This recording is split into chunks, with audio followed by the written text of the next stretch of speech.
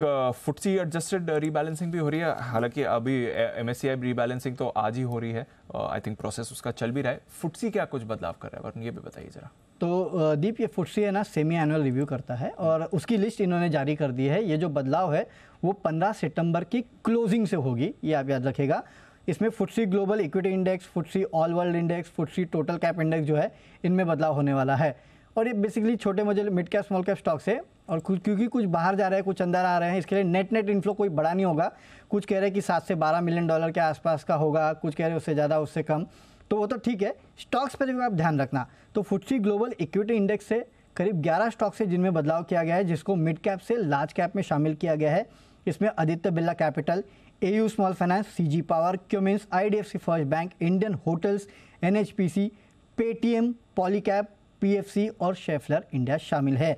इसके अलावा large cap से जिसको डिमोट करके मिड कैप में डाला है उसमें ACC और एम्फेसिस है। स्मॉल कैप से मिड कैप में जिसको डाला है उसमें AIA इंजीनियरिंग और सिंजिन शामिल है। 19 स्टॉक्स ऐसे हैं जिनको स्मॉल कैप इंडेक्स में शामिल किया गया है, जिसमें Apar industries, JBM auto, MTAR tech, इलेक्ट्रागिन, RVNL है। ब्रुकफील्ड रीट और हैटसन एग्रो को यहाँ से बाहर किया गया है। 47 स्टॉक्स ऐसे हैं जिनको माइक्रो कैप इंडेक्स में शामिल किया है। 57 स्टॉक्स को माइक्रो कैप इंडेक्स से बाहर किया गया है। फुटसी टोटल कैप इंडेक्स अगर आप देखेंगे तो 57 स्टॉक्स को यहाँ पे ऐड किया गया है, जिसमें JBM auto, MMTC, data patterns है। 50 स्टॉक्स को बाहर किया गया है, जिसमें एपेक्स फ्रोजन, CMS और फ्यूजन माइक्रो है। फुटसी ऑल कैप इंडेक्स में 19 स्टॉक्स को शामिल किया गया है, जिसमें माजगाडॉक, रामकृष्ण फोर्जिंग, RVNL है। यहाँ पे भी ऑल कैप इंडेक्स से ब्रुकफील्ड रीट और हैटसन एग्रो को बाहर निकाला गया है। और फुटसी ऑल वर्ल्ड इंडेक्स में AIA इंजीनियरिंग और सिंजिन इंटरनेशनल को शामिल किया गया है। तो इन सभी स्टॉक्स पे नजर रखेगा। बेसिकली स्टॉक्स पे एक्शन आपको देखने मिलेगा, लेकिन हाँ 15 सितंबर की क्लोजिंग से लागू है, तो तब तक इन स्टॉक्स को अपने रडार पे रखिएगा। ओके, ये है आपके लिए सारा का सारा एक्शन बाजार में। फुटसी रीबैलेंसिंग भी हो रही है और जियो फाइनेंशियल सर्विसेज में भी एक्शन हो रहा है, दोनों आपके सामने आ गया है। एमटार टेक की आपने बात करी, जो इसमें एमटार टेक भी शामिल हो रहा है इसमें।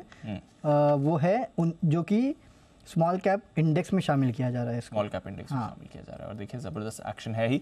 2023 का स्टॉक ऑफ द ईयर भी रहा है और फ्रेश मूव भी इस समय एमटार टेक पर आपको आती हुई दिख रही है। एक बार जैन साहब से भी जरा राय लीजिए। जैन साहब, एमटार टेक ज़बरदस्त मोमेंटम है। इसी साल हम देख रहे हैं 1600 के लेवल पर साल की शुरुआत में स्टॉक ऑफ द ईयर में रिकमेंड भी किया था अनिल जी ने, और फिलहाल 50% से ज़्यादा की गेंस पर बैठा हुआ है इस साल के लिए। बिल्कुल बिल्कुल, अनिल जी ने तो बहुत अच्छा एक स्टेटमेंट दिया था इसमें कि कई स्टॉक को भाव से नहीं देखा जाए, और मैं उस टाइम पे रियलाइज किया कि मैं तो रोज भाव देता हूं, टारगेट देता हूं। ये स्टॉक समय के हिसाब से, और ये कंपनियां जिस तरीके के काम में है और जो इनके पास स्कोप है आगे का बिजनेस का, वो जबरदस्त है। मतलब ये छोटे टारगेट और ये सब के लिए तो लेके अननेसेसरली आप कोई और दूसरे गलत स्टॉक में फंस जाएंगे अगर आप इधर बेच के निकलते हो।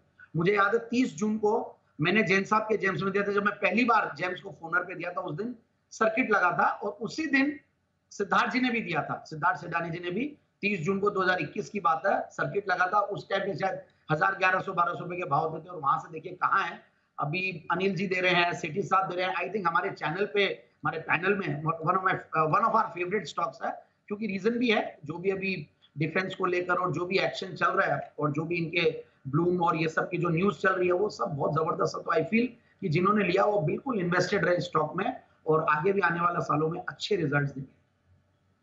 है आपके लिए एमटार, जहां पर आपको रखनी है नजर, एक्शन में आ रहा है इस